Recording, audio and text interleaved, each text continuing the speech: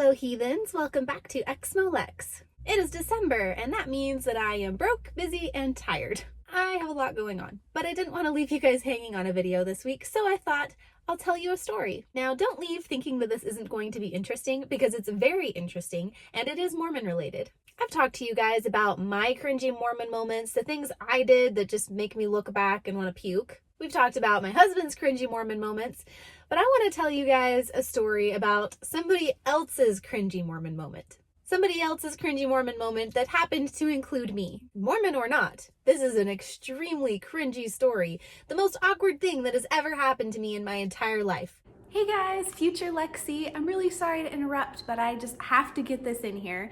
This video actually has a sponsor, which I'm super excited about. And this video is sponsored by New, an ex-mormon dating app.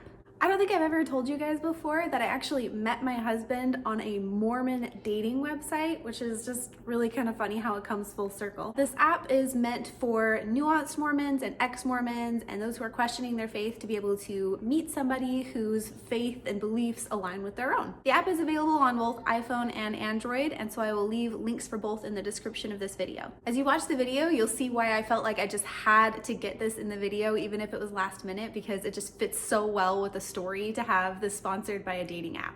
So anyways, I hope you guys enjoyed the video. Make sure you check out New and ex-mormon dating app, links in the description, and let's continue on. So let's get to it. I was in the same ward or Mormon congregation from the time I was 7 until I was 19. So the kids that I grew up with, the kids that were in my ward, they were also in my primary and in my young women and young men classes, and I got to know them pretty well. Now, I'm not saying it's like we were all best friends, but I did know most of them pretty well. I knew their families, their parents. I had been around them for years and years. There was one boy that I knew from the time I was a little kid until I was an adult, and we're going to call him Brad. Heads up, his name is not really Brad. We are just going with that for the anonymity of this person. So I knew Brad. I knew his parents. I knew his family. We all knew each other. We called ourselves a ward family.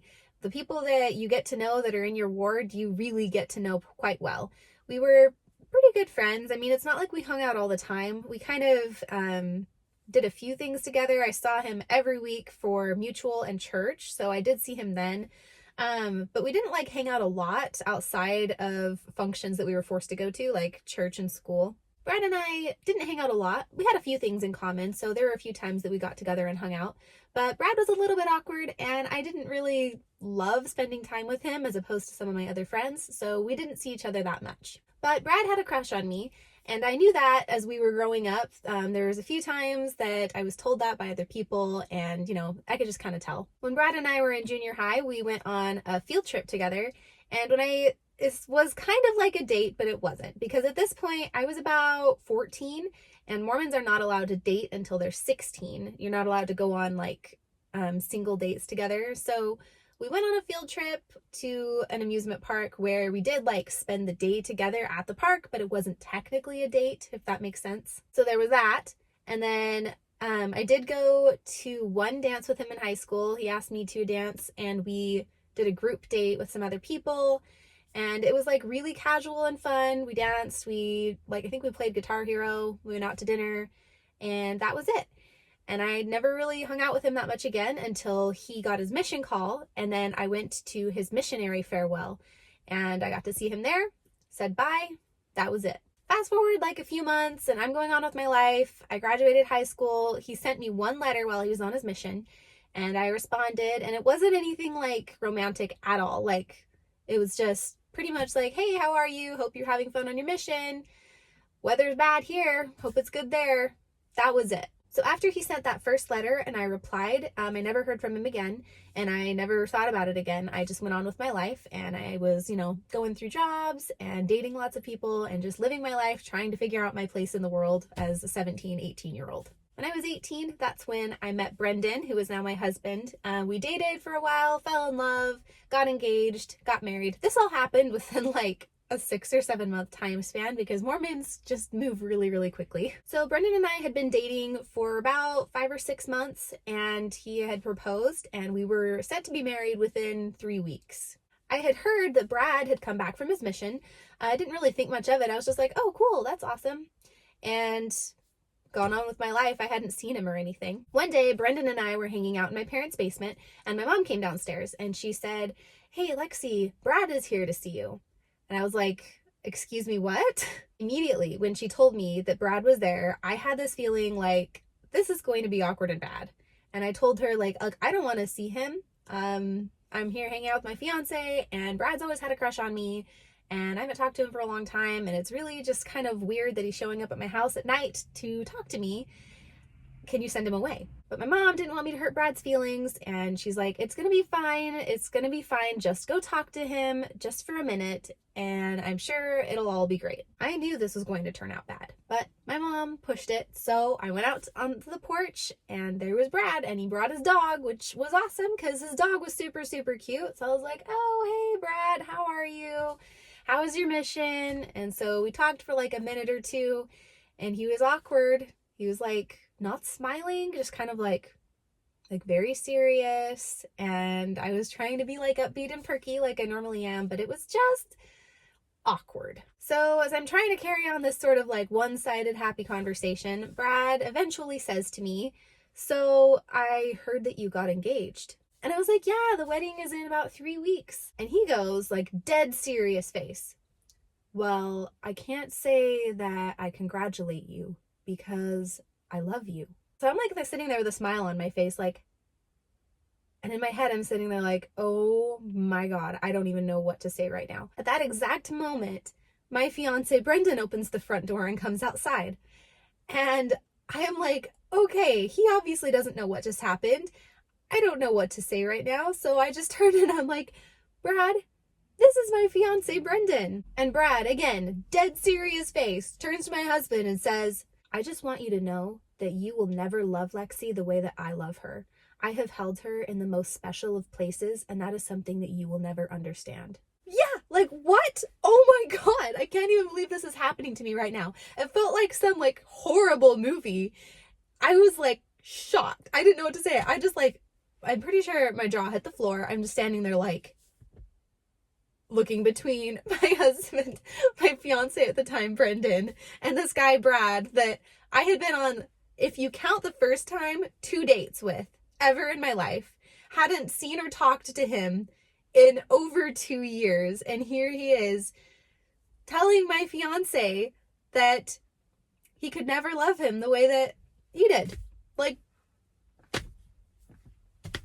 I was in shock. I didn't know how to respond. My husband was just like, "Wow, dude, that's super inappropriate," and like turned around to go in the house. And I was like, "Brad, I think you need to go home now." And then I walked inside and closed the door. And my dad thought this story was absolutely hilarious. It wasn't at the time. I was shocked and offended. And now I find it hilarious because it's like so incredibly awkward and cringeworthy. Just like weirdest thing ever. I don't know where this kid thought that he was coming from. Like, honestly, we never kissed. We, I think, maybe hugged after that one dance that we had when I was 16. It was just like weird. I don't know where he thought or where he was coming from that he was in love with me and that he had like held me in special places. I was like, what are you talking about? You mean that one dance in the school gym one time? Now, part of me wonders if some of this has to do with stuff that he was going through on his mission where, you know, maybe no other girls wrote him. Maybe I was the only person that like sent a letter back. And for some reason, he took that to mean that I loved him and he loved me and we were meant to be together. Or if he had like prayed about it and thought that he felt a good feeling about me and that we were going to be together. I honestly have no idea. So I go on with my life after this. A couple weeks later, I get a letter in the mail from Brad. And I heard from my mom that apparently he had been talking to his brother about what had happened, and his mom overheard and like was so upset at him.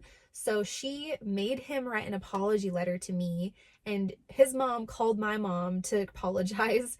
And then, yeah, he sent me this letter in the mail apologizing for what he had done. And again, just like so awkward. I could not believe that this actually happened. So yeah, really awkward. Return missionary thinks that he's going to come home from his mission. And this girl that he had a crush on who is engaged to be married is going to get swept off her feet and leave her fiance for him. And it's going to be like this Disney Prince moment. I honestly don't know what he expected to happen, but that's what it felt like. Luckily, after I received the apology letter, I have never seen or heard from Brad again, and this has been over 7 years ago. The thing that I wonder about with this whole story is if anybody has gone through something similar, where a Mormon missionary that they were friends with or acquaintances with ever, for some reason, just thought that they were going to get married even though there was never anything going on between them. Do you guys have any weird, awkward Mormon missionary stories like this? So that'll be it for today. I hope you guys enjoyed this story. If you liked listening to me tell this awkward story, let me know in the comments or leave a like so that I know that you liked it, and maybe I'll do more of these kinds of videos in the future. And again, if you have a similar experience, let me know. I really, really want to hear about it. If you guys want the chance to be able to contribute to my future videos, make sure you're following me on Twitter and Instagram at Exmo_Lex. Oh, and please subscribe to my channel if you're not already. Subscribe and ring the little bell, because the bell was supposed to tell you when I post another video. It doesn't always work, but just try it. Make sure you're subscribed, ring the bell, hit the like button, leave a comment. All of those things are greatly appreciated. Thank you guys so much for watching. I really appreciate it. I hope you have a great week, and I will see you next time. Bye!